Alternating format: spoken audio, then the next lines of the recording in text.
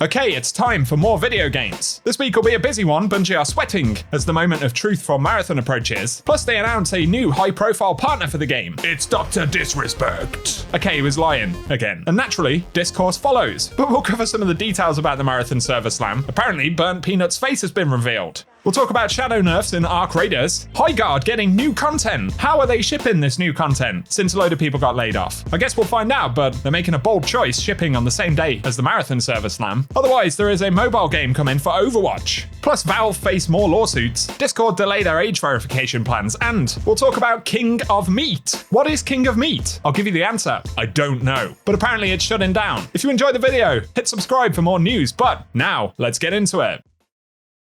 So as Bungie prepare for what is going to be the biggest moment for that studio in many years, Dr. Disrespect is back! And according to PC Gamer, he lies about Marathon partnership. The streamer was banned from Twitch in 2020 over inappropriate DMs with a minor, and now uses his infamy to extract denials from game developers. So here's the full tweet. Just finished our photo shoot for tomorrow and the team sent me a sneak peek. Tomorrow is going to be cinema. Drops on. Hashtag Marathon partner. And as PC Gamer cover here, he's taken to lying about official connections to new shooters for reasons best known to him. In January, he claimed to have been invited to a Highguard preview event that hadn't actually happened, going so far as to create a fake press access badge, although he made less effort this time, using hashtag Marathon partner in an X post advertising his upcoming coverage of this week's server slam. Bungie immediately shut him down, replying, "He's not partnered." And Dr. Disrespect replied, "This is the industry in 2026. These people are actually real and dead serious. I love it. Hashtag Marathon partner." Obviously, it's all for attention. I'm not going to give any more opinions than that. Like, whatever, honestly. In bigger streamer news, according to Raiders Informer, the Burnt Peanut has had his face revealed after opening an article while live on stream. Clearly they are lying because that dude is an actual peanut. I looked it up on Wikipedia. This is trash, man. They're trying to tell us he's a human. Don't believe it. Ahead of Marathon server slam though, in other news, Marathon has broken into the top 5 on Steam's top sellers charts for the US. And as Bungie approach their server slam, where player numbers and general reception for the game will be critically important, it's safe to say that this is an early positive for the game. Although, the server slam will be the real test. And as we know, that drops on February 26th, which is today at 10 AM Pacific time. Downloads for the server slam will be available at the time that it actually launches, so no preload. But as we know, we'll get a fairly large chunk of Marathon's early game to experience over the next few days. Let me know your thoughts on how that's going to go. On that subject, DMG04 from Bungie said, "We do have things to get in order for Destiny 2, but I'd like to take a moment to praise friends and co-workers on Marathon. It's not every day your studio ships another game, and as a long-time Bungie fan outside of my career, this is really special." Safe to say, whether you like Marathon or not, Bungie have had a bit of a rollercoaster year between that project and Destiny 2, and a lot hinges on how Marathon actually performs. So we'll see how it plays out today, and I'll keep you posted.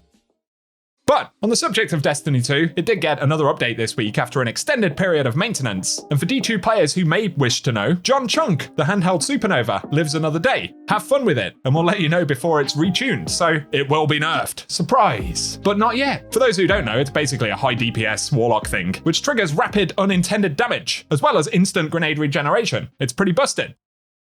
Moving on, it has been a slightly rocky week for Raiders. Following the Shrouded Sky update, there was a big sandbox patch there as well, with some weapon nerfs and Embark leaning away from some of their PvP feats, generally creating a sense that PvP isn't considered to be an important part of the game, or at least that's how some players are perceiving it. There were various economy updates as well, with the number of advanced mechanic components being reduced from 2 to 1, and that change seemingly being left absent from the patch notes. Naturally, that's angered some players. Is it an intentional Shadow nerf, or was it just a mistake? Well, it's kind of anyone's guess. Let me know your thoughts below.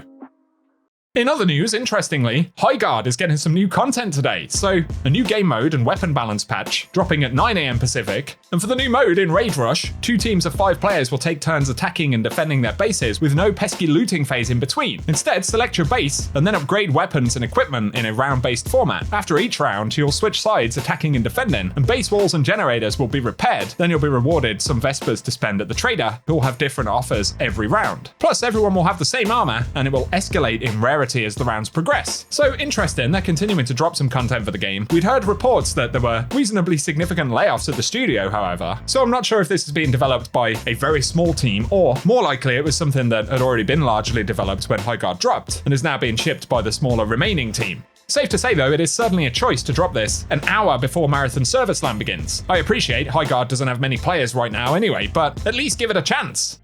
Other quickfire gaming news here though. There's a new Overwatch game in development, but don't rush to Steam because it's a mobile game. It's called Overwatch Rush. It's a top-down interpretation of the hero shooter built especially for mobile players, in development at Blizzard but made by a separate team from the Overwatch group. And they shared here a 4-minute video showing some of the gameplay, and it literally does look like top-down Overwatch, right? Obviously the graphics aren't as good, and we can see it plays a lot slower than Overwatch. That kind of makes sense, given that it is on a mobile platform. Gotta say it looks hella chaotic right here. I don't know if it'll work out, but who am I to talk? Some of these mobile games are absolutely massive. I guess we just have to wait and see.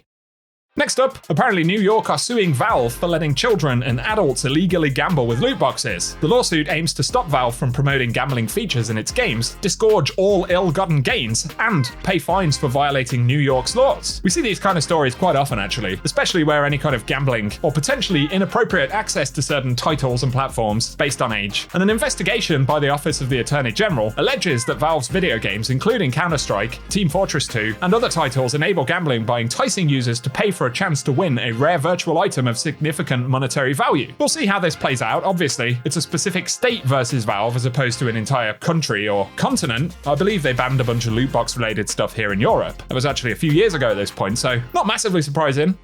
In a similar vein, in terms of moderation, Discord apparently is delaying its controversial age verification measures, but they're still going to happen. So the rollout was supposed to happen in March of this year, but will reportedly happen later in 2026 now. And basically they're setting teen by default as the base option, which means users would have to verify their adulthood with the platform to use all of its features. It was supposed to drop in just a couple of weeks, but Discord have now delayed the global rollout of this plan until the second half of 2026, but an exact date has not been specified. Again, it's not a massively surprising thing. I think a lot of social media platforms will potentially do similar things in the years to come, as there's a lot of pressure, especially here in Europe, around kind of safeguarding minors and stuff like that, which is understandable to be fair. But of course, the precise mechanisms that platforms use to do it will have an impact on sentiment around those systems, and of course, there are concerns about data collection and stuff. So we'll see how it all plays out. I think it will be ongoing across multiple platforms.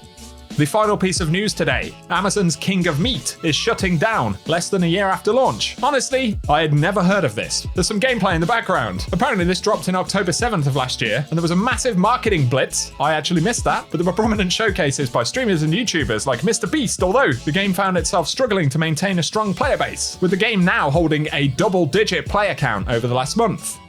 I mean, it's none of my business, but man, who are these games aimed at? We see some of the wackiest ideas these days. There we go, that's it. Upcoming coverage for me over the next couple of days probably will include some Marathon stuff, at least some first impressions, and we'll be tracking player numbers and general mood around Marathon pretty closely because those of you who've been watching this channel for a while will know we've covered a lot of Bungie stuff over the years. And with Bungie's current relationship with Sony, best we can tell, the strong assumption we have is that Marathon has to pretty much be a smash hit, or it could spell trouble for Bungie and their IPs. So even in that regard, it's worth keeping an eye on. Plus, who knows, it might be fun. Right, I'm gonna stop talking about fun, otherwise the Grim Reaper will arrive. If you enjoyed the content, keep it locked and loaded for more. Share your thoughts on any of the titles and news pieces in the comment section. And if you really did enjoy the video, you can help me out by giving me a like rating down below for the algorithm. I appreciate you all very much, and I hope you have an awesome day.